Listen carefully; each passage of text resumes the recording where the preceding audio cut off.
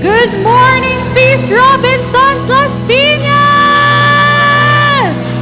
Good morning. Can you greet the person beside you? Good morning. Good morning. Who came here excited for today? Who came here tired? And who came here just want to be in the presence of the Lord today? Can I see a raise of hands? Brothers and sisters, here's the truth. Whatever season you may be in right now, whatever your circumstances are, God is already before us. Do you believe that? God is with us, and if you believe, I invite you all to stand up. Let's worship the Lord in this place.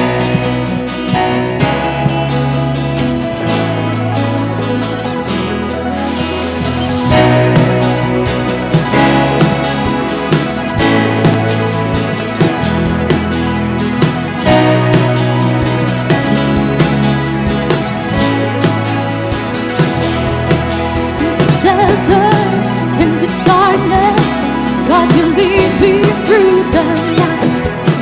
In the summer, in the wonder, I am guided by your light.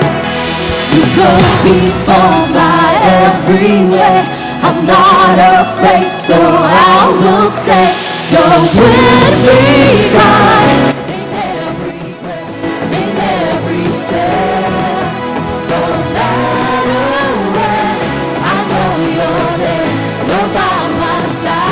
The wilderness.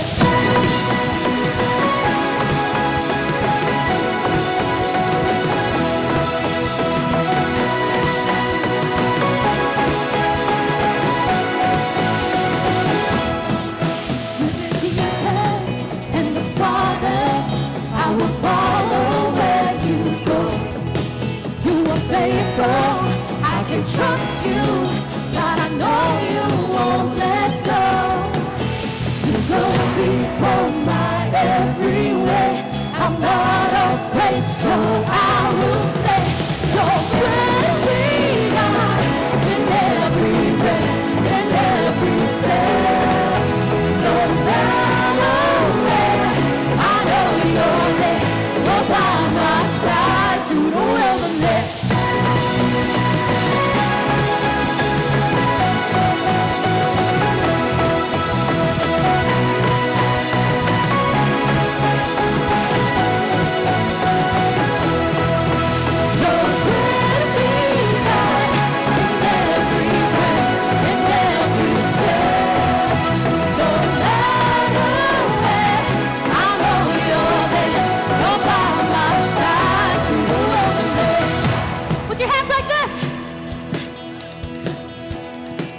What a way to start the day with worship.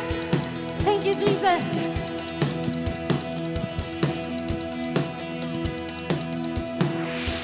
Go before my every way. I'm not afraid, so I will say, you go before my every way. I'm not afraid, so I will say, you go before my every way. I'm not afraid, so I will say, you go before my every way. I'm not afraid, so I will say, you're with me, God. Let's go.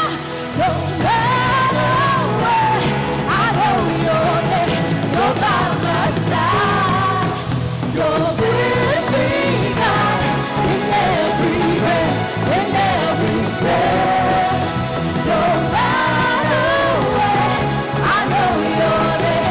You're by my side through the wilderness. You're by my side through the wilderness. You're by my side through the wilderness. Come on, let's give him praise. Continue to give him praise. Hallelujah, Jesus. Amen. Truly, Lord, you are with us in every seasons of our lives. Amen?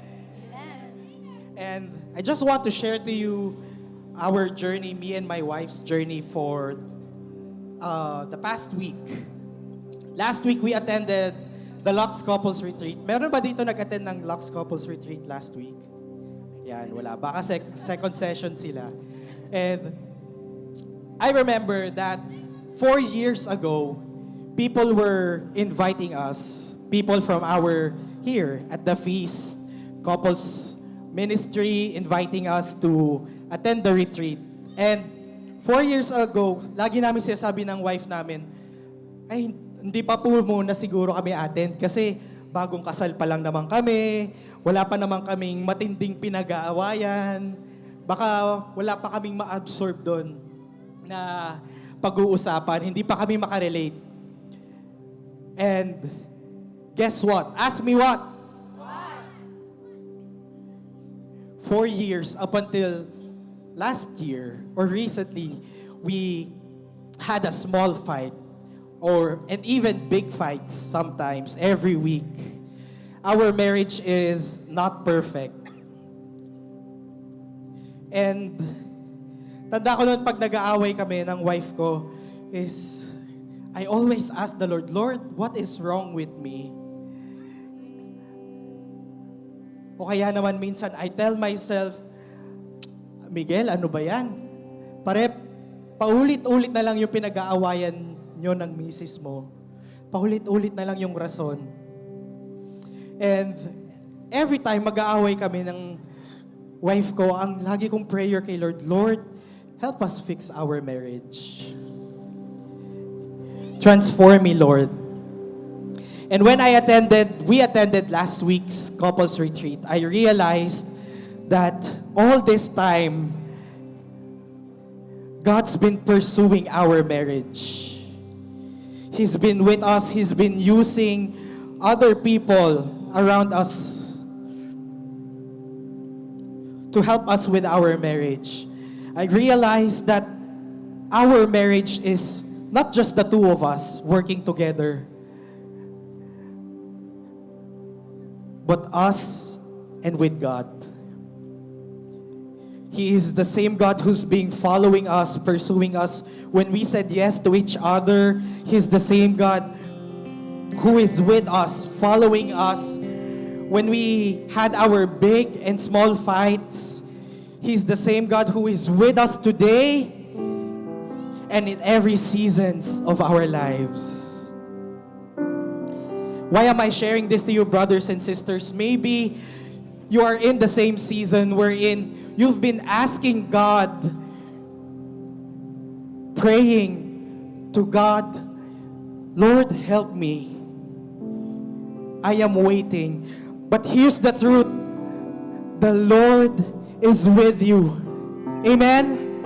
The Lord is with you. He is here with us, listening to our prayers. He can hear your prayers right now.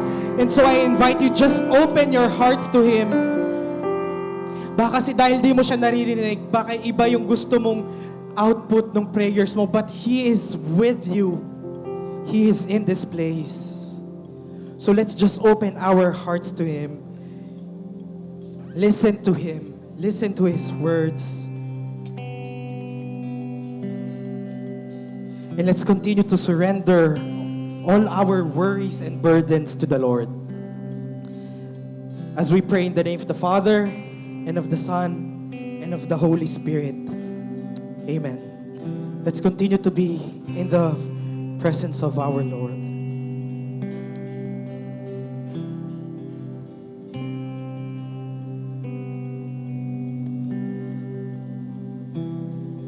Your heart is for me. Your ear is listening. I'm safe in your love. Your army of angels watch over me. You're always present. You're always with me. For all of my life, your favor has fallen my covering.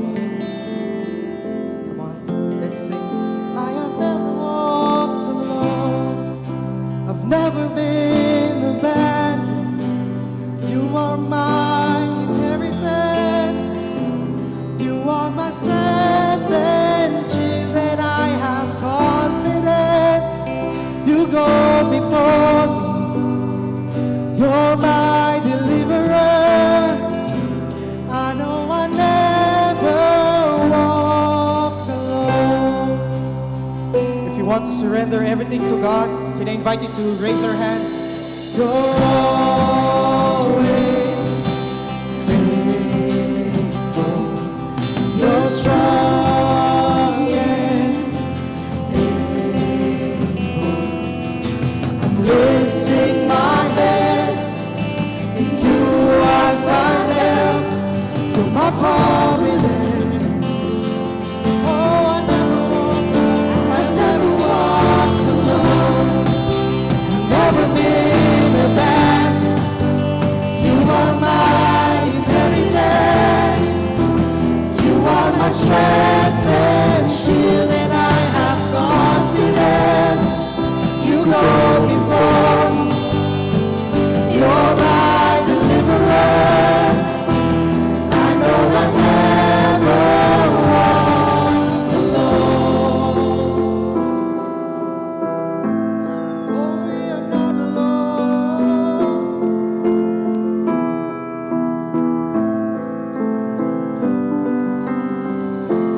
Every hour, every minute, you have always been there.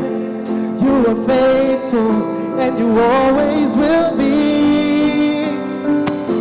In every trial, every failure, you were loyal to me. You were faithful, and you always will be. Come on, let's sing as one church, louder.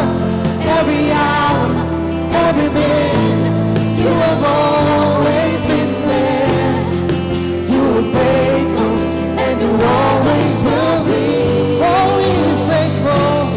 Every trial, every failure, you were loyal to me. You were faithful, and you always will be. You are faithful, and you always will be.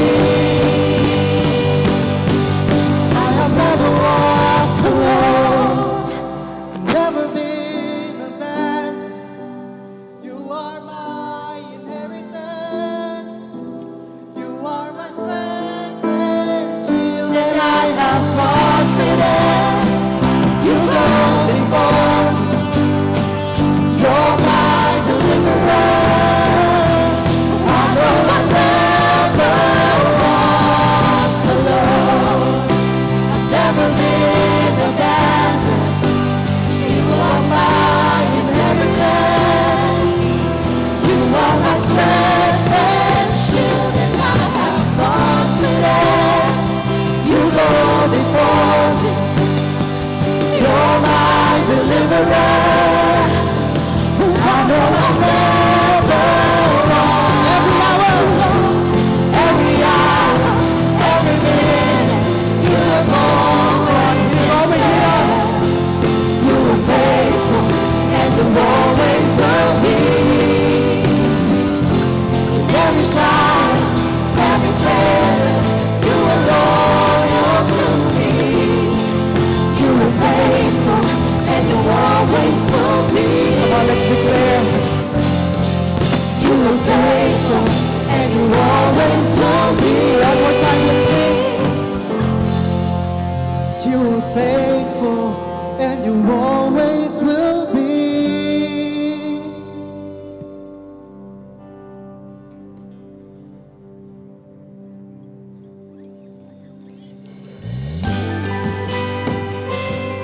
He is with us. Amen. He is here, our rock and solid foundation. And we will not be shaken. Whatever trials come our way, we trust in the Lord's name. Amen. Let's continue to worship our Lord.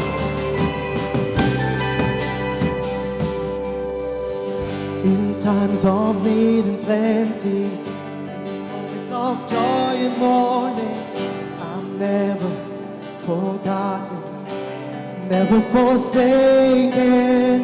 When I am tired and weary, when odds are stacked against me, I'm never abandoned. I stand unshaken.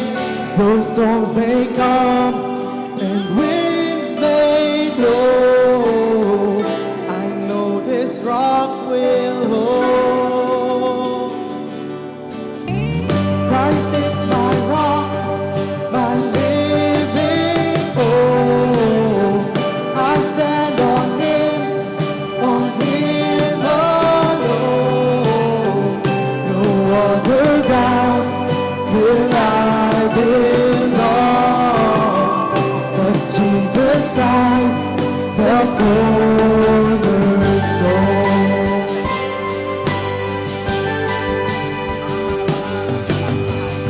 I've walked through hills and valleys, in every turn He's with me. His goodness and mercy, He goes before me. His cross stands through the ages, no power can stand against Him. Forever He's risen, He reigns above all things. No seasons change, and kingdoms fade. I know this rock remains.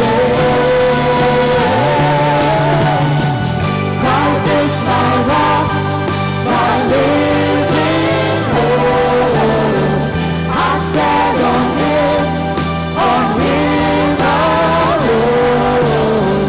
No other ground will I build on, but Jesus Christ, the cornerstone. Christ is my rock, my living hope. I stand on Him alone. No other ground will I build on, but Jesus Christ, the cornerstone.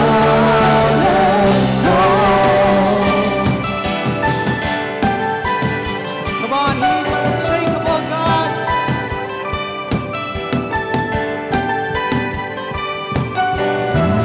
Take away what can be taken, all that shaken can be shaken.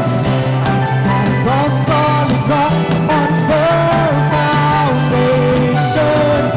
Take away what can be taken, all that shaken can be shaken. I stand on solid rock, on firm foundation. Take away what can be taken, all that shaken can be shaken.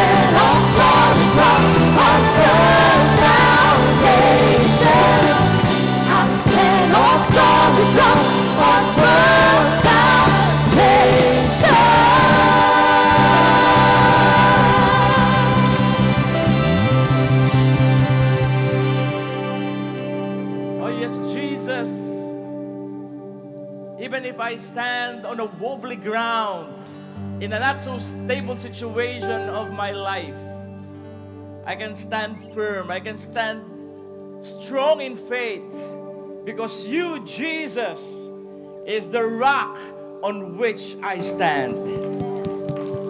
And you are the proof that in this life, I will never walk alone. That's why I can still raise my hand. I can still shout my praise because you, Jesus, is in this place. And we honor you for this. In your name, in Jesus' name, amen and amen. Can you encourage as many people as you can and tell them you stand on a strong foundation?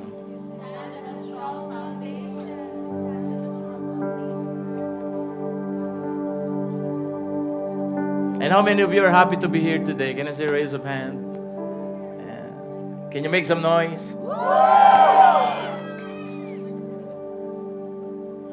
If there are first-timer here, meron ba mga ngayon lang nakapunta rito sa Feast Robinson? Pwede ba pakitaas nyo kamay ninyo?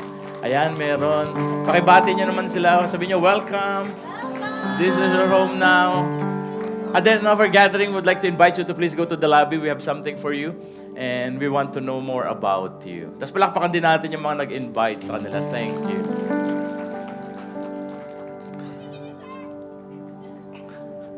Alam mo, to start with the story, merong 60 years old na mag-asawang naglalakad sa tabing dagat.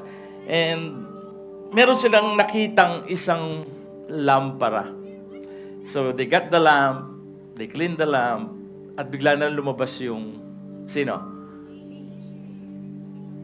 Si Jimmy. Iba-iba yung pangalan niya. Si Jenny. Tapos sabi sa kanila, because you're so sweet, sabi niya, I would like to give you, each one of you, one wish. Sabi nung babae, sabi niya, sige, sabi niya, since one wish, sabi niya, can you please give me and my husband this 5-star Caribbean cruise? Kasi matagal na kaming di nakakalabas ng bansa. Sabi niya, yun lang okay na ako. You know, sabi nung Jeannie, okay, your wish is my command. Psh, meron lumabas na 2 ticket for ultra-long 140-night cruise to 7 seas, amounting to 835,000. Grabe. So, ibig sabihin, social na social yun, ano? Tapos sabi ni Jeannie, how about you, sir? Sabi niya, Han, sorry ha. I hope you won't get mad, but I want to be on the cruise with a wife 30 years younger than me. Sabi niya, Jeannie, can you do that? I want a wife 30 years younger than me. And Jeannie said, your wish is my command. Psh! Jeannie made him 90 years old. Baliktad. Friends, have you experienced a situation in your life when you desired something but when it was handed to you, parang ayaw mo, parang inaayawan mo na? You got your answered prayer pero naging sakit ng ulo mo. Have you experienced that? Today, we'll start with this brand new series. And the title of the series is, How Did We Get Here? Making sense of life when everything falls apart. It's a Bible study on exile. Ano yung exile? Kabaligtaran ng inhale. Hindi. Maraming tumatakbo sa isip ko ngayon. What is exile? You know, exile is one of the most important events in biblical history, but also the most overlooked. Yung exile na yan, this is where huge chunk of the Old Testament took its form nung isinulat ito. Which makes sense. Kasi pag tinignan mo naman, breakthrough happens after the breaking. Do you believe in that? Na lahat ng breaking ng buhay natin, may kasunod niyan ay breakthrough. Friends, are you going through a breaking right now? Now, I want you to lean in because I believe that God will speak to you through this brand new series. Are you ready? Sige yung mga katabi mo, sabi mo, ready ka na ba? So lean in because God will speak to you today. And with that in mind, let's pray our prayer here at the feast. In the name of the Father, and of the Son, and of the Holy Spirit. Amen. Together, today, I receive all of God's love for me. Today, open myself to the unbounded, limitless, overflowing abundance of God's universe. Today, open myself to God's blessings, healing, and miracles. Today, open myself to God's word so that I become more like Jesus every day. Today, I proclaim that I'm God's beloved, I'm God's servant, I'm God's powerful champion, and because I am blessing the world. In Jesus' name, amen. Let's honor God's word.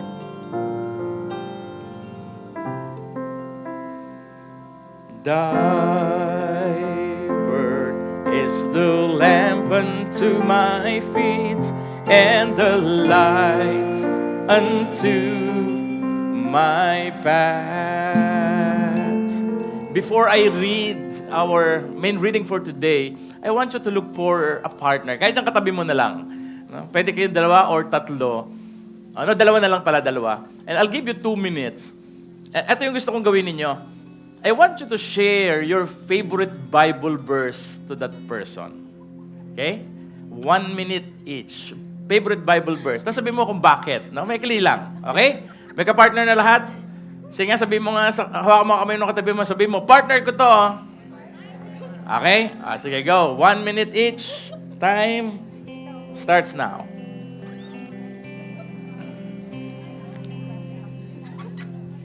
Favorite Bible verse.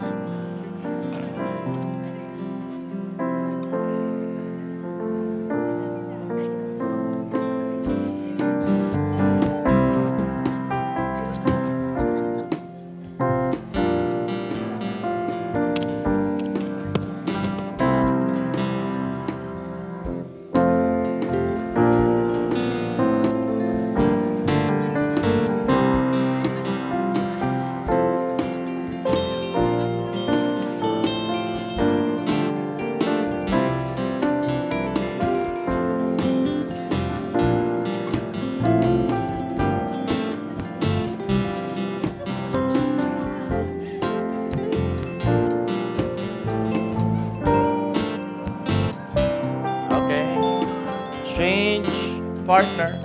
Change. Sharing. Isa naman ang magsha-share.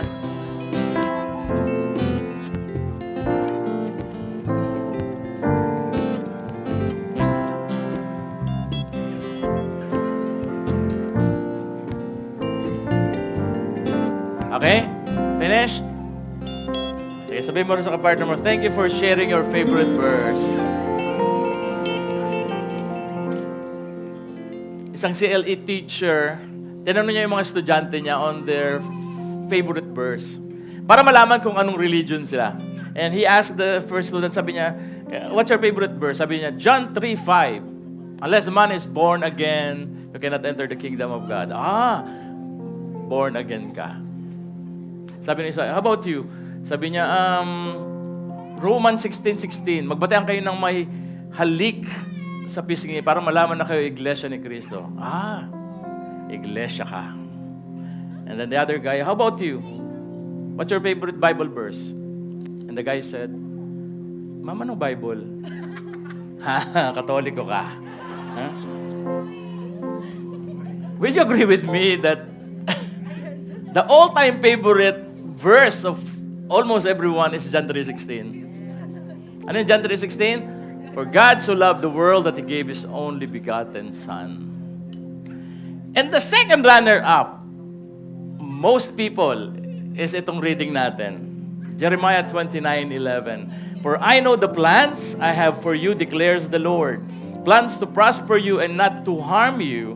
Plans to give you hope and a future. Yan ang sikat na sikat. Tama? At nasa t-shirt dyan, nasa mug, nasa car sticker, and even in shoes. Makikita mo, merong mga ganyan na naka-print out. But you know, friends, if you all know about this verse is just the verse, at hindi mo alam yung context, hindi mo alam sinong sumulat niyan, para saan, para kanino, at saan sinulat, sayang.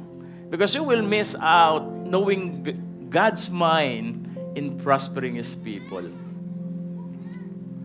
And August 22, some of you already know this, pero gusto ko sanang balikan. August 22, I had this terrible headache that lasted for about 3 weeks. So, 3 weeks ako nakahiga.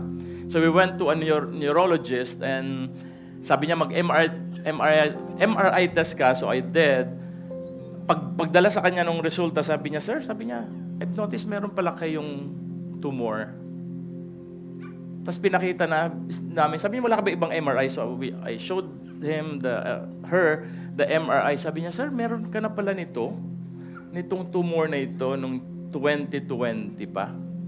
Because I had my previous MRI 2020. Sabi niya, sir, nag-grew from 34 mm to 37. Sabi niya, after 1 year, sabi niya, mag-test ulit kayo. Pag lumaki pa ito, sabi niya, you have to go to the neurosurgeon and operahan. Pero kung hindi naman lumaki, sabi niya, don't worry about it. Okay lang yan. It's a long, excruciating waiting time for me. Lalo na during this time, magkakasama pa tayo sa isang feast sa Bellevue. So I shared it during the talk, itong nangyaring ito. Tapos after nung talk, pagbaba ko doon sa stage, may sumabay sa akin isang brother. Sabi niya, Brad, thank you. Thank you sa sharing mo. It encourages me. Sabi ko, welcome. Sabi niya, alam mo ba, pares kayo ng asawa ko ng sakit. Sabi ko, talaga? Sabi ko, nasaan ni asawa mo?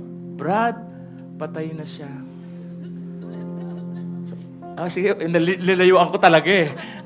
Bakit? Kasi ang taga-aantay na, ang tagal na ng pag-aantay ko. Hindi ko alam kung ano mangyayari after 1 year, tapos ito pa yung maririnig mo. Now, why am I sharing this story? Because Jeremiah 29:11 was written during the time of waiting. They were exiled in Babylon. That's why the talk title of our first talk is this, The Waiting Room. Sino sa inyo ang gusto nag-aantay? Sige nga. Wala, mainipin talaga kay lahat, ano? Wala nagtaas ng kamay eh. Me too, I don't like waiting rooms. Yet, tama ba? That big part of life are about waiting. Talagang malaki yan. May mga pagkakataon mag-aantay ka. That's why this is the one big message of my talk today. God is in your waiting room. Sige nga, sikuhin mo yung katabi mo, sabihin mo nga sa kanya, God is in your waiting room. So let's come before God and let me pray. Father, today, I know you are in the waiting room of our life. And some of us here, we've been waiting for your answered prayer. Some of us here is waiting excruciatingly. But because you are with us, we can still wait with joyful hope. Speak to us today. I'm listening. And as I pray, in Jesus' name, amen. Thy word is the lamp unto my feet and the light unto my path. You've got to begin, praise Him. You can sit down now. At habang naupo ka, sabihin mo sa katabi mo, God is in your waiting room. At palakpakan din natin yung aking paboritong worship leaders. Sana hindi naman magtampo yung ibang worship leader, ha? Kasi paborito kayo, mga anak ko yan eh. Palakpakan din natin yung ating music team. Thank you for a great worship today. You know, I admire those people who have talents when it comes to restoring old things.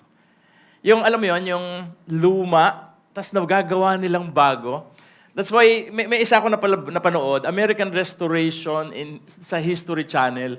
Gusto ko yung mga ginagawa nila. Talagang pinanood ko kasi nakita ko dito, they are good in restoring things. Like yung lumang popcorn machine. No? Pinakita nila nung una, ganito itsura niya. Tapos nung na-restore, ay, ang ganda na.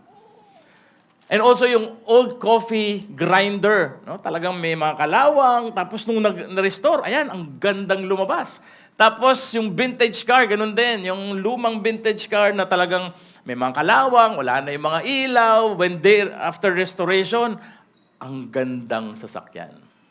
Pero dito lang sila nahirapan. Kasi siguro hindi magaling yung painter na nakuha nila to restore this picture. Kaya yan yung lumabas. Iba yung itsura. You know, sabi ng Webster, restoration is defined as an act of bringing something back to its former condition or position. Bringing back to an improved condition. And if you look at the scripture, makikita mo that restoration is often used in the Bible. And in biblical sense, restoration is when God leads His estranged or distant people back to Him. This is when God forgives sins and gives hope to His people. Ito yung pagkakataon when God calls us despite of our sins and unfaithfulness and gives us fresh start to act as His children again. Yan ang ibig sabihin ng restoration. Now, sino sa inyo you're so grateful for the restoration in your life? Sige nga, yung dinala ka ni Lord sa feast at dito unti-unti kang binabago ni Lord. Are you grateful for that? Yung dati, nag-aaway kayo ng asawa mo 6 days a week. Pero ngayon, nagbago na. 5 days na lang. Nabawasan na isang araw. Ha? Yung dati nangungopia ka sa exam, pero ngayon hindi na. Sa long test na lang. Di ba? So, may mga pagbabago. And this is what's going on in Jeremiah 29. In time of exile of the Jewish people in Babylon, God is restoring them. You know, in their history, there are two pivotal moments in Jewish history. The Exodus and the exile. Now, balikan natin. Let me give you a background. God called them from Egypt. They were slave in Egypt, and God called them and brought them to the promised land. And that is Exodus. No? Dinala sila from exile to the promised land. Now, in the promised land, they conquered their enemies, and God gave them territories, and they prosper in that place. But during the death of King Solomon, yung anak ni King David, the kingdom was divided. There are 12 tribes during this time. Pero nung namatay si King Solomon, nahati from yung north to south. 10 tribes in the north and 2 tribes in the south. And they had civil war. Kaya makikita nyo yung mapa, dalawa, nahati sa dalawa, yung Israel. Now, ano yung reason ng split? Number 1, economic burden. Si King Solomon, he had imposed heavy tax to the people to fund his massive building projects, yung build niya. No? Including the building of the temple. So, ang laki ng kaya yung naghihirap yung mga tao. At hindi lang yan, they also worship other gods. They adopted the pagan gods of those people they conquered. Kasi mga kinonquer nila, mga pagan. So kung anong ginagawa nila, they imbibed and adapted the pagan practices. And one of them is the sacrifice of their own children. May mga gumagawa na nito sa kanila. That's why in 722 BCE, Assyria conquered the northern kingdom. Kasi hati na sila eh. Na-conquer yung northern kingdom ng Assyria. And after a while, in 606 BCE, Nebuchadnezzar, the king of Babylon, started sieging the southern kingdom where the temple was. At makikita natin yan in 2 Kings. Ang sabi dito, at that time, the officer of Nebuchadnezzar, king of Babylon, advanced on Jerusalem and laid siege to it. And Nebuchadnezzar himself came up to the city while his officers were besieging it. So lumusob yung mga Babylonia, and for 20 long years, they kept on attacking Jerusalem. And in 586 BC, Babylon completely subdued the southern part and destroyed the city. At walang pinatawad. Kahit yung temple, the pride of the nation, destroyed, nasira. At hindi lang yan, people were deported, yung mga healthy, yung mga bata, yung mga matatalino, yung magaganda yung lahi, kinuha nila and exiled to Babylon. Kaya imaginein mo, yung takanta ka, bakit kahit healthy ka, kahit bata ka, matalino ka, guwapo ka, hindi ka sinama. Kasi meron mga hindi sinama eh. Ang hindi mo alam, may sakit ka pala. At anong sakit mo? Asinto pangit. Diba kasi asymptomatic, hindi mo alam, may sakit ka eh. Ang asinto pangit, yung pangit ka, pero ikaw lang ang hindi nakakaalam. No? Kaya may mga hindi na isama. Bakit? Kasi hindi maganda yung lahi. Now, you will see in this story that the exile is like a reverse exodus. Na malaya sila, and now, exile. It's a reverse exodus. But if you look at it intently, it's a way of God's disciplining them. Parang sinabi ng Lord sa kanila, you want to worship other gods? Then so be it. Worship them in Babylon for 70 years. It's a way of disciplining them. Naalala ko si Andrea. Hindi ko na maalala kung ano yung, bakit siya napagalitan. One day, umuwi ng bahay napagalitan. Tapos dahil sa sobrang hindi ko matandaan kung ano ka na ba ito, anak? High school?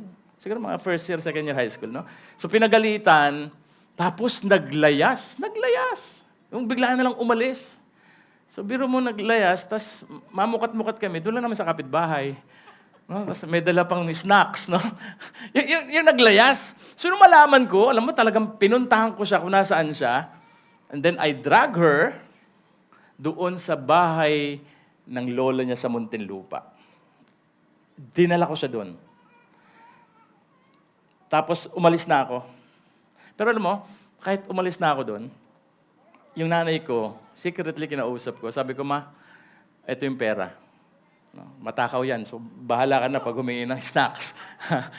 Sabi ko, ikaw nang bahala. So iniwanan ko ng pera. Tapos pagdating ko sa bahay, sa Better Living, once in a while, tinatawagan ko, yung mami ko, kinakamusta ko si Andrea. Kamusta na si Andrea? Okay na, ganyan. Siguro mga 3 beses ko tinawagan for that whole day.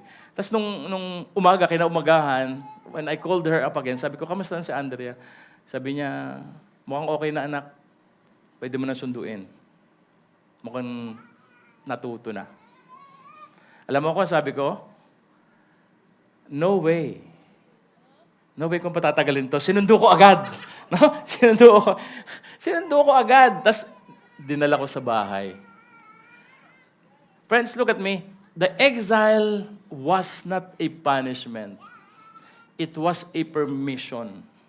God had handed them over to the fruit of their own foolishness. Now, ito yung tanong, bakit gagawin ng Diyos yan? Because God loves these people enough for Him to say, I will not allow you to remain on these wicked ways. Hindi ko papayagan na hanggang matagal kayo magrebelde sa akin. So He uses Babylon as the rod of His discipline. At makikita natin yan 3 times in the scripture. Tingnan natin ano yung tawag niya kay Nebuchadnezzar. In Jeremiah 25 verse 9, sabi dito, I will summon all the peoples of the north and my servant Nebuchadnezzar, king of Babylon. Servant.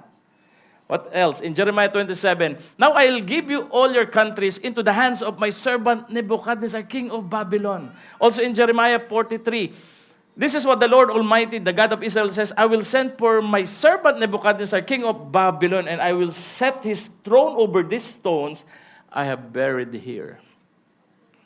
Kalaban, pero servant ng Diyos. Friends, look at me. Here's what I'm trying to say. God loves us so much that oftentimes God will give us what we want for us to realize what we truly need. Have you experienced that? Those bad consequences of bad choices in your life. Meron ba kayong naka-experience na ganyan? Yung may consequence ka na wala ka magawa kundi pagdaanan. Yung single ka, tapos meron nang liligaw sa'yo, Tapos ang daming red flag. Tapos pinag-pray mo. Tapos you got this sense from the Lord na huwag mong sagutin. Pero nung sabi mo, Lord, I will change him. So anong ginawa mo? Sinagot mo. And God didn't prevented you. But eventually, ano nangyari? Grabe yung heartbreak mo. Have you experienced that? Or kanina yung sharing, kakatawa dito yung ating huddle leader. Yung dahil online work, di ba? You work 2 full-time jobs. Kasi I need to earn as much as I can and as quick as I can to reach my dreams. And God didn't stop you. So ano nangyari? You got sick. Kasi napabayaan mo yung health mo. Or alam mong walang legit na investment that can give 10% every month return. Pero dahil inalo ka ng kaibigan mo, ano sabi mo? Siguro naman legit to. So you suffered great financial loss and God didn't stop it. Or in sa relationship, you kept on focusing on what your partner lacks. Yung sana, inisip mo sana yung asawa ko, nagpapaganda pa rin siya kahit housewife siya. Para pag uwi ko, ganahan naman ako. Kulang kasi yung pagiging maalaga niya sa amin ng mga bata. Sana nagpapaganda rin siya. Kaya ano nangyari? Natukso ka sa kaopisina mo na ang ganda mag-ayos kasi nag-uopisina. And God didn't stop you. Ending, nasira yung family mo. Friends, this is not divine punishment. This is divine permission. And it was a good news that God allowed those waiting rooms, these exile moments to happen. Why? Because God allowed you to experience the consequences of your foolishness so you would finally know the steadfastness of His love for you. Amen? Amen? Pinapalakpakan yan. Yung pag binalikan mo, di ba? Doon, grabe pala yung pagmamahal ni Lord. Yung kahit nagkamali ako, mahal pa rin ako. Meron pa ring paraan. Now this morning, I'll share with you 3 truths waiting room does to us. How many? 3. And here's the first truth. Waiting room reveals that your life is bookended by God's mercy. Sabi niyo nga, book-ended. Alam niyo, gustong-gusto ko rin sa story of exile ng Jewish people is that God's mercy is demonstrated on the front end and the back end of their story. Ano gusto ko sabihin? You know, hindi naman sila kailangan pumunta sa Babylon. They didn't have to be carried to another place, to be captives and be exiled on that place. Hindi nila kailangan. If they could just have turned to God at the very instance. That's the reason why God has been sending prophets after prophets. Ang dami niyang pinadala, warning them in advance. Like in Jeremiah 2 verse 11, ang sabi dito, has a nation ever changed its God? But my people have exchanged their glorious God for worthless idols. Pinagsasabihan niya sila. And also in Isaiah 39, the time will surely come when everything in your palace and all that your predecessors have stored up until this day will be carried up to Babylon. Nothing will be left, says the Lord. So meron ng pinadalang propeta. At hindi lang yan, may mga iba pa propeta like si Prophet Micah. Ganyan din yung sinasabi niya about Babylon, na dadaanan nyo to. At yung isang prophet din na namatay sa diabetes, kaso soft drinks. Alam nyo kung sino? Si Habakkuk. May mabagal pa yung process ng iba. Yung mga propeta, sinabi lang sa kanila, dadaan kayo dyan, so you have to change your ways. So you can say that God's mercy is on the front end. Prophet conveyed what God said. If you turn to me, the Babylonian don't need to come. If you don't, then they're coming. At sa buhay natin, maraming ganyan. Yung propetang pinapadala ni Lord. Yung, halimbawa yung nanay mo, yung single kami, nanliligaw sa'yo, daming red flag. At anong sabi ng nanay mo? Nak, wag na yan. Red flag yan. Wala kang magandang Kinabukasan dyan. Kinausap na ng tatay mo yan. Walang matinong sagot, anak. Tanong ng tatay mo sa kanya, saan ka nagtatrabaho? Wala po. Ano ipakakain mo sa anak ko? God will provide. Ano ipaparal mo sa magiging mga apo ko? God will provide. Saan kayo titira ng anak ko pagkakasal nyo? Dito po. God will provide. Kaya sabi ng tatay mo, good news, malakas yung faith. Ang bad news, he thinks I'm God who will provide. Yung ganun, sinasabihan ka na, pero anong ginawa mo? You pursue. Same with the Israelite, the Jewish people, they rejected the prophets. They didn't heed God's word. So the Babylonian came and brought them to exile. But the good thing about God is this. Not only His mercy is evident on the front end, but His mercy is also evident at the back end of their story. At yan ang ginawa ng Diyos or ginagawa ng Diyos in our main reading in chapter 29 of Jeremiah. Alam mo, nung binabasa ko ito, medyo goosebumps ako eh. Bakit? Because they barely arrived at Babylon, and yet God told Jeremiah, tinawag niya sa Jeremiah, and sabi sa kanya, I want you to write a letter. I will dictate to you what you will write, and I will inspire you of the things you will write. And send this letter to my people. Padala mo. At dito ngayon pumasok yung letter. Ito yung Jeremiah 29:11. For I know the plans I have for you, declares the Lord. Plans to prosper you and not to harm you. Plans to give you hope and a future. Alam mo kung anong ginagawa ng Diyos dito? Parang sinasabi niya sa kanila, I'm not done with you yet. Hindi pa ako tapos sa inyo. And I want you to know that there is mercy at the end of all this. Yes, nagkamali ka. Yes, pumalpak ka. But even when you sin, even when you fall, or even when you run from God, you run inside His mercy. Why? Because my mercy is at the front end and my mercy is at the back end of your story. Sige, hawakan mo ang kamay ng katabi mo. Gisingin mo kasi parang walang reaksyon. Ha? Your life is bookended with mercy. Amen? Sige, palakpak kayo. So that's the first truth.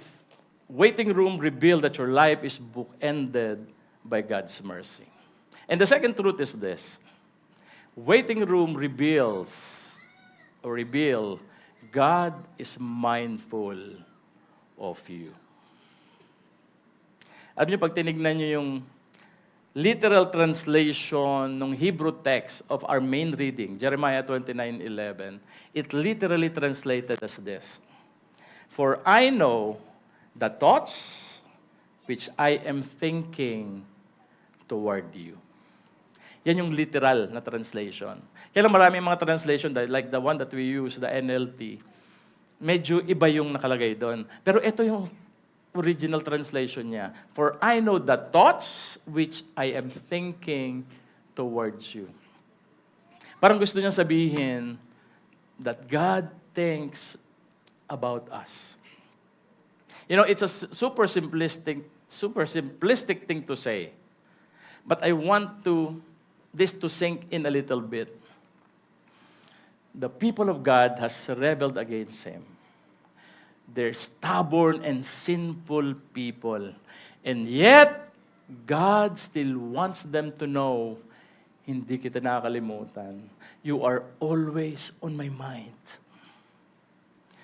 And you know, it's good to know that though the Jewish people, or the Jews, had sinned against God, He's still thinking about them.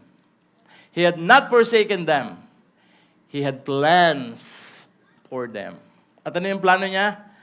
Plans to prosper you and not to harm you. Plans to give you hope and a future. Na mag-backside lang ako ng konti, ha? You know, when you read a verse in the scripture, kasi dito marami nagkakaroon ng problema. When they read Jeremiah 29 and they look at themselves, parang, Lord, parang hindi naman nangyayari. Parang iba. Mag-backstep lang ako ng konti, ha? When you read a verse in the scripture, it should be applicable to everywhere you go. Pag binasa mo yon, ano man ang sitwasyon mo sa buhay, o saan ka man pumunta, it should be applicable. Yung if you go to Africa, hindi applicable yung binasa natin eh. Yung NLT translation, na parang gusto sabihin ni Lord, gusto kang payamanin ni Lord. Pag nasa Africa ka, hindi mo pwedeng sabihin doon sa mga kausap mo, gusto ka ni Lord yumaman or mayaman. Eh, yung mga tao doon mahirap eh. Di ba? But this verse can still be applicable. If you use the literal translation of the original Hebrew text, pag tinignan natin yung plan to prosper you, ito yung talagang translation niya, the original translation. Thoughts of peace and not evil. I have this thought of peace for you and not evil. Yan ang tunay na translation nung plans to prosper you. Parang gustong sabihin ni Lord sa iyo, I have in my mind peace for you in the midst of all these waiting rooms in your life. That even though you had been banished from your land, you had not been banished from my heart and my mind. Yun ang gusto niyang sabihin.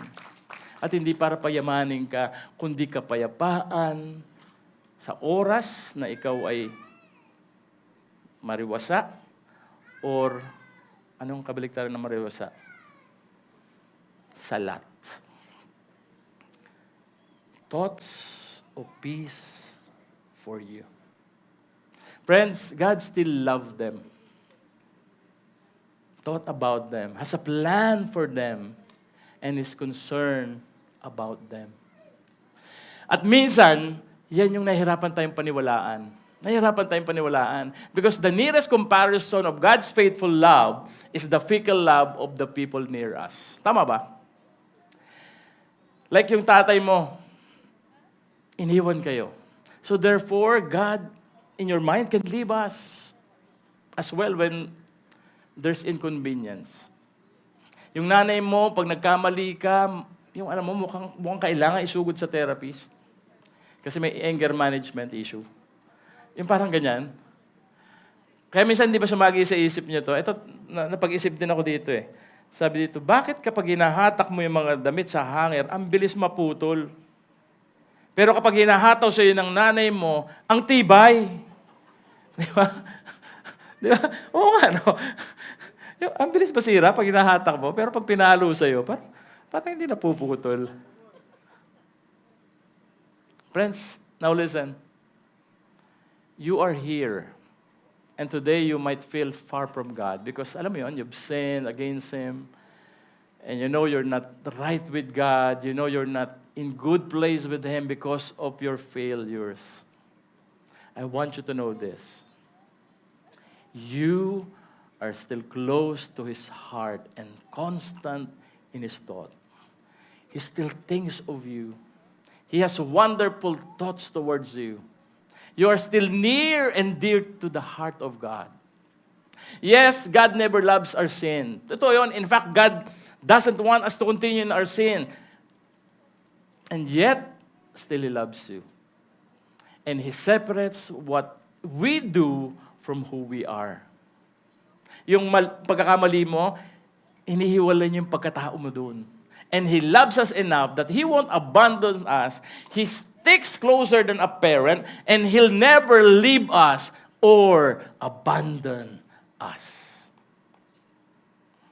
Kaya si David, ang ganda ng sinabi ni David in Psalm 8, verse 4, what is mankind that you are mindful of them? Human beings that you care for them. Alam mo, si David is blown away by the thought that God would think about us. That in all the vastness of the universe, ang dami niyang pwedeng isipin, God actually thinks about you and me specifically. During the pandemic, akala natin isang linggo lang yung pandemic. It was announced na wala tayong feast next week. We're still in SM during this time. And babalik tayo after 1 week. Lo and behold, yung 1 week, naging 2 weeks, naging 3 weeks. That's why we set up a Zoom feast. Nagkaroon tayo ng feast online, doon nag-start yung online feast natin. And we have Zoom gathering, yung mga servants. After the feast, we gather at kamustahan. During the kamustahan, I have this sense na may mga servants tayo na nagkakaproblema sa pera. Because 3 weeks na walang trabaho yung mga tao. At hindi pa nasa-set up yung online work ng mga kumpanya. So they're still waiting for it. Pero nasa-sense ko na yung may mga problema financially na yung mga servants natin. After the online gathering, after the feast, nagdasal ako kay Lord. Sabi ko, Lord, gusto kong tulungan yung mga servants natin. Kasi nararamdaman ko na may pinagdadaanan. I want to send 100,000 each. Pero 1,000 na lang. Like, I want to send them 1,000 each. So I prayed about it. And after my prayer, biglang may nag-message sa akin, nagpadala ng proof of transfer. Sabi niya, brother, ito pinadala ko. Because I believe God is asking me to send money to you. Nagpadala ng pera. At nung nakita ko yung pera, tinawagan ko agad yung council leaders natin. Sabi ko, please ask your members. Kasi may mga 80 plus yung ating servants during this time. Sabi ko, I would like to help them. Pakitawagan nyo sila, sino yung mga nangailangan ng tulong. And some of our servants said, okay lang kami. And some of them said, we need help. And 40 of them, pinadalan ko ng tigwa 1,000. 40,000. You know how much did I receive from that person? 40,000. Sakto. Sabi ko, Lord, sakto ka magpadala. Di ka mo lang nagtira pang halo-halo ko eh. Alam mo, sabi niya, huwag ka na magalit. Lockdown. Wala nagtitinda. Friends, in this season of waiting, do you feel God has forgotten about you? That because of your failures, you think that He abandoned you already? If you feel this way, ito yung gustong sabihin sa'yo na Lord.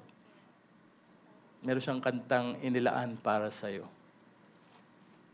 In Isaiah 49.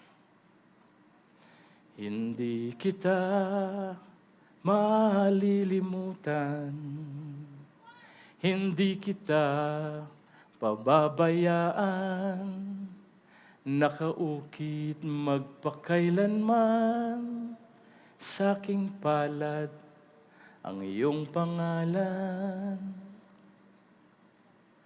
Hindi kita malilimutan. Sige, hawakan mo ang kamay ng katabi mo. Sabihin mo nga sa kanya, God is mindful of you.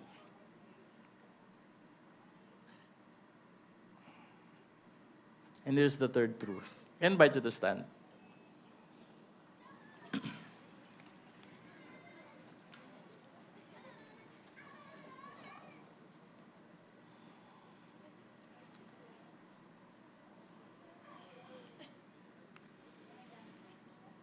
Thank you.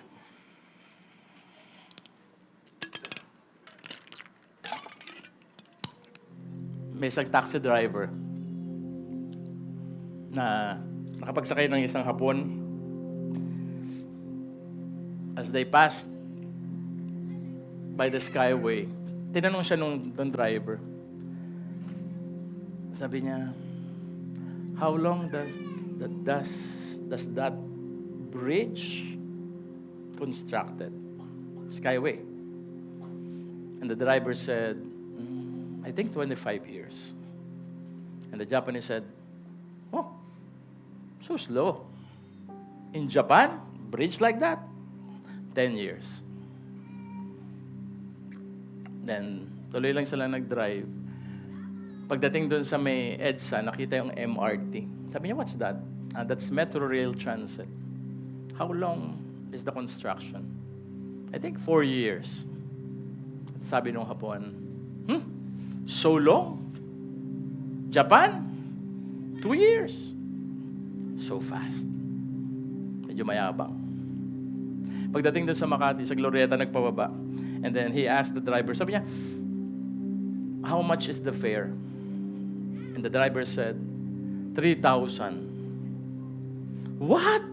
From Alabang to Glorieta, 3,000? Sabi, it's too much. And the driver said, it's not me. It's the meter. Made in Japan. So fast.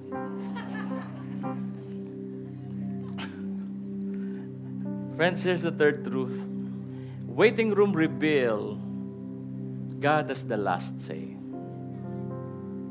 God has the last say. You know, the exile doesn't mean God was defeated. He wasn't overpowered by Babylon. He wasn't even surprised by them. And evil does not derail God's plan. In fact, pag tinignan mo yung story ng Israel, or the exile, it brought about God's hidden plan. Na bakit ko nasabi yan? Because during their exile, alam mo kung ano nangyari? The scripture became central in the lives of the Jewish people. Yung mga Jewish leaders, what they did, they preserved and compiled all the texts, and they make it the central part of their worship. Kasi wala na yung temple. Faith is not location-dependent anymore. Because there's no temple, worship shifted from sacrifice to scripture, prayer, and community. And during exile, the synagogue system were born. Doon nagsimula yung synagogue. Before, they worship in temple, but now, they have synagogue. And not only that, God's presence transcends place. Yes, they lost Jerusalem, but they discovered that God travels with His people. Friends, ano gusto ko sabihin? At ito yung importante na pag-uwi nyo ngayon, sana dala-dala ninyo. Exile was not the absence of God. No. Exile was not the absence of God. It was the relocation of grace. Ano ibig sabihin? In the midst of their suffering, God was there too. The exile story reveals that God's victory don't always look like an immediate rescue. At minsan yan yung napifeel natin when we are in a waiting room, it's like dead end. It's a long, endless waiting room. And maybe today, that's how you feel. Yung pumunta ka dito, you feel it's dead end. Because you receive a message from your doctor, you said you have a terminal illness. It's dead end. You feel it's dead end because you and your loved ones cannot patch things up. Yung lagi kayong nag-aaway, it's dead end. You feel it's dead end because you feel you are in a dead end job. You feel it's dead end because your business is going down. But let me declare what Jeremiah declared in the verse before our main reading. In Jeremiah 29 verse 10. At ito sana gusto kong maalala ninyo. At ito yung sabi ni Jeremiah sa kanila na pinasabi ng Diyos. This is what the Lord says. You will be in Babylon for 70 years. But then I will come and do for you all the good things I have promised. And I will bring you home again. Sige, palakpak kayo. Meaning, yes, it's long, 70 years, but all waiting rooms are temporary. All waiting rooms has expiration date. And this exile story is telling you, is telling me this wonderful thought that sometimes what looks like dead end on the surface is the very thing that God uses to bring deeper healing and victories to your life.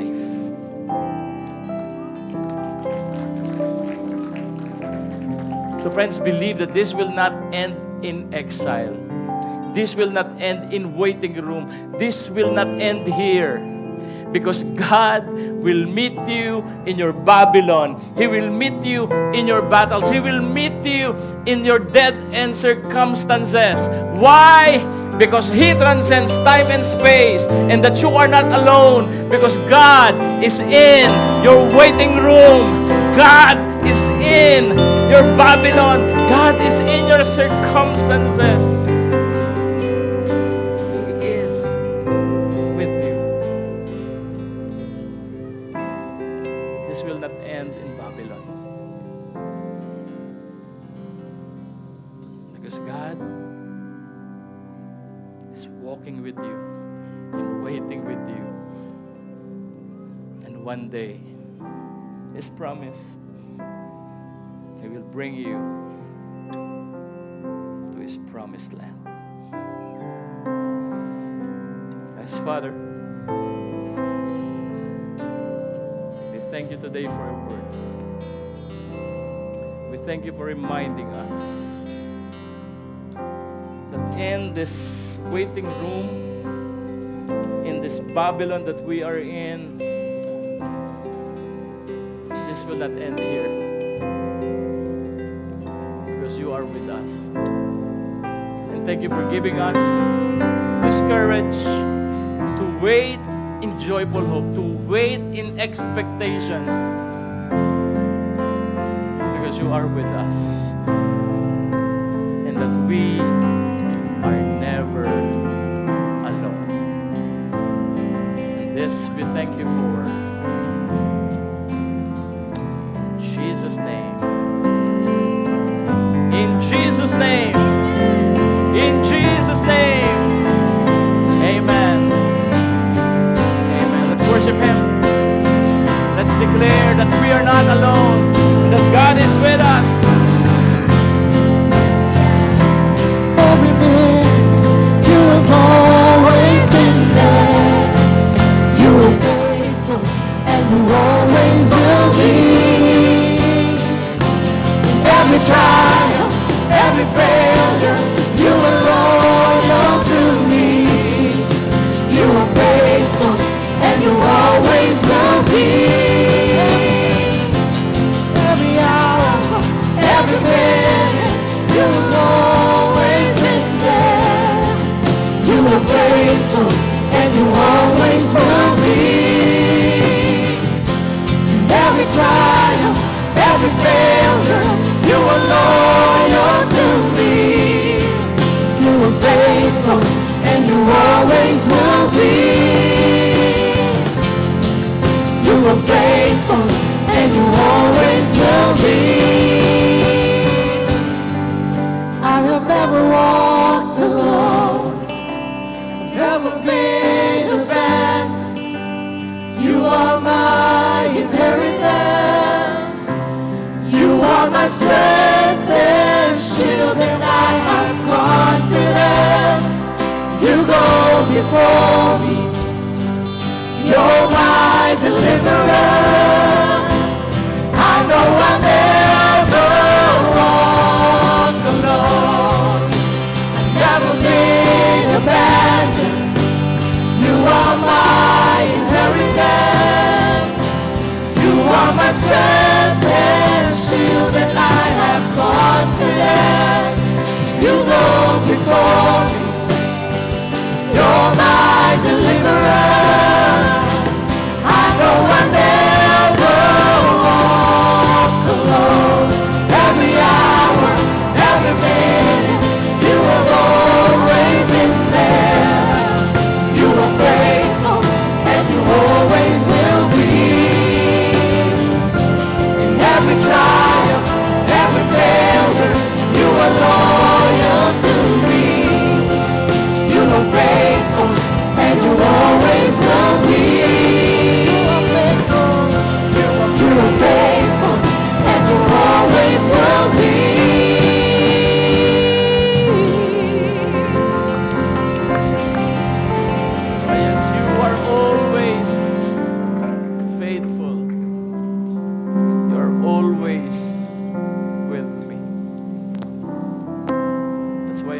waiting room,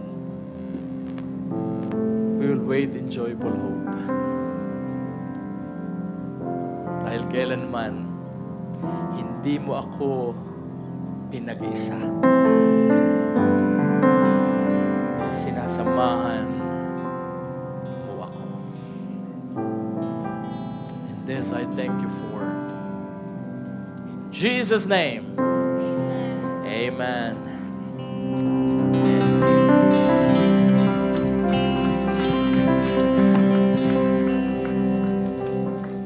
Can you hug the people you know and the people you love and tell them, God is in your waiting room.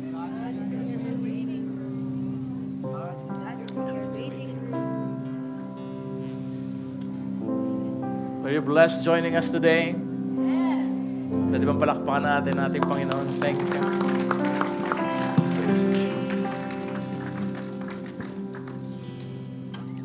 Do not forget that, friends. You're never alone. Amen. Amen. Let's be seated and let's prepare for our love offering. We have 167 today. Wow. Praise the Lord. Nagbali ka na yung mga nag-date last week, no? And again, I would like to welcome our first timer. If this is your first time joining us, please raise your hands. Ayan. Pwede ba kayo may imbitahan tumayo yung ating mga first timer? And if it's okay for you, allow me to pray for you. Pagdadasal lang ho namin kayo. I always say this to our first timer that it is God who brought you here for a reason. And our prayer is that you journey with us and eventually you will know why God brought you here. Kaya tama-tama yung dating ninyo. We started a new series and it's a powerful one. Nung binabasa ko pa lang yung text, sabi ko, ay, grabe tong talk na to. That's why I believe God brought you here. Pwede ba namin kayo pagdasal? Is that okay with you? Let's pray for them, friends. Extend our hands to our first timer. Father, we thank you for these new friends you have brought before us. It is you who brought them here. And our prayers that every time they come here, may they experience your love. May they experience your presence. So that they may not experience being alone. And Lord, we pray that this coming week, sana makasama namin ulit sila together with the people they love. So that as one family, we can worship you together. And this we pray in Jesus' name. Amen and amen. Welcome. Pagkatapos po nung ating final song, please go to the lobby. We have something for you. We'll give you something. May mga binigay na ilaw ba sa inyo? Ayan. Papalitan ho namin doon yan ng chandelier. Hindi. Palitan ho namin ng regalo. Hindi ho yan yung regalo ha, palatandaan lang. Okay? And we encourage you to bring also your family. Kasi ang gusto ho namin dito sa feast na ito ay pamilya. Kaya mapapansin nyo, may mga pamilya talagang magkakasama. Because we want whatever it is that we learn here, be cascaded to the people you love. Para yung journey ninyo, parehas. Two quick announcement. Number 1, yung ating fundraising sa 5 Bones. Again, we're helping our parish. This is the last Sunday that we will be selling the ticket. Again, ano ho yan? Itong raffle, may mga raffle prizes ho yan na bubunutin sa April 19. You can win 50,000, third prize, 70,000, second prize, or 100,000 first prize. And also 10 consolation prizes worth 3,000. Yung ticket ho, napakamura lang, 100 each, yung ticket. But I encourage you to buy a booklet. 1,000 lang naman ho yung booklet. Para matulungan natin yung ating parish. Kasi talagang gusto nilang pagandahin yung altar eh. Sanctuary of God, tapos luma. That's why the priest, our parish priest there, sabi niya, brother, patulong naman. So please visit our table there to buy the tickets. And that is the last day of selling, which is today. Okay? And another announcement for those who again giving their tithes via GCash, at yun lang talaga yung application na meron ka, you can still use your GCash app, open it, tas scan mo itong QR code ng PayMaya because this PayMaya is a tawag nila dyan, parang general, no? Na pwede pa rin siya sa GCash app mo. So kaya kung yun lang yung application mo, GCash, you can still use that and scan the QR code. Pero kung may PayMaya ka, pwede pa rin yan kasi PayMaya naman yan. Okay? Again, thank you for your support for our feast. And we are also encouraging you to be part of our iGive. Ano yung iGive? Please visit our table there. They will explain that to you. But this is on top of what we give here in our regular love offering. This is a pledge of 1,000 per month. Para saan yan? Para sa operation po natin. Okay? Nabibless naman kayo sa Feast Robinson, right? Yan. So kaya, we're encouraging people to help us. At alam nyo yung feast po na ito, talagang it is sustained by people like you. Katulad ng shinare ko kanina, yung taong yon, every time, pag meron siyang, alam mo yun, magandang benta, nagpapadala ng tulong. That's why we're able to sustain our feasts. At alam ko naman how generous you are as well. So allow God to use you para mapagpala yung ating feast. Okay? Next week, we're going to have our Talk To. Hindi ko alam kung ilan talk itong series na to, but siguro mga 4 or 5. And so again, please bring your friends. Because this is a sort of Bible study. We are digging in to the scripture. Diba? Katulad nung Jeremiah 29, iisip mo palagi, di ba? Parang talaga, Lord, gusto mo ako mag-prosper, yung buhay ko ganito. But now we know na it's about having peace. Hindi yan para yumamang ka. God wants you to be prosperous, pero hindi yun yung main goal niya. Ang main goal niya ay magkaroon ka ng kapayapaan. That is in His mind. Kaya pag binasa mo ngayon Jeremiah 29, yun pala yun. Kapayapaan. Whether I'm blessed or broken, peace ang gusto ng Diyos. So, invite your family for Talk To of our series. Let's all stand and allow me to pray for your giving.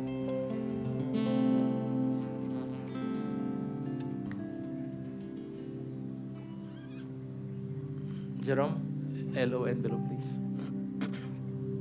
Okay. Sila. Thank you. Let's leave our tithes and offering. Allow me to pray for our giving. Father, we thank you that today you taught us to have peace. Because in the waiting room, you are with us. That's why despite our situation, every time we come here, we offer to you this tithes and this offering in this envelope. Kahit mahirap to some of us, but because in the first place, galing ito sa'yo, kaya binabalik namin. And the second reason is because we want to be part of what you are building in this feast. That's why, Lord, we pray that as we give our tithes and offering,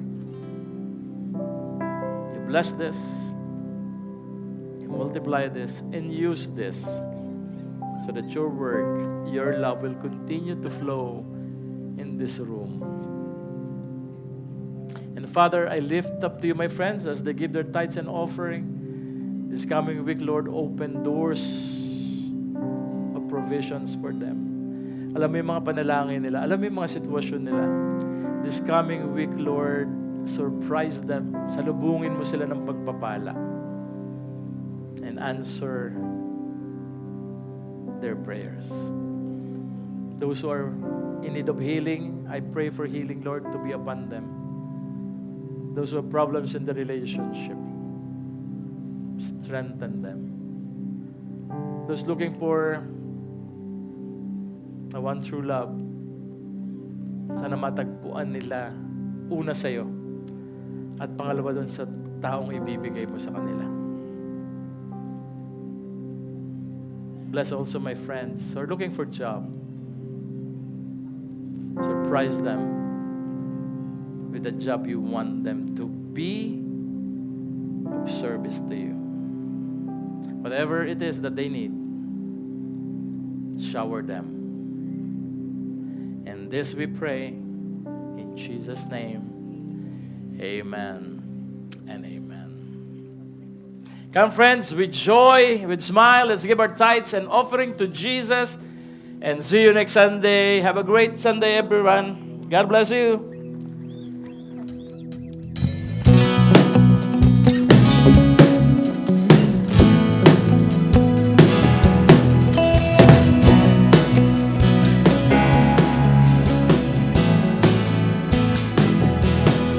You go before my every way.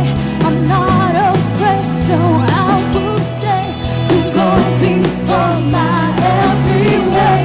I'm not afraid, so I will say, you go before my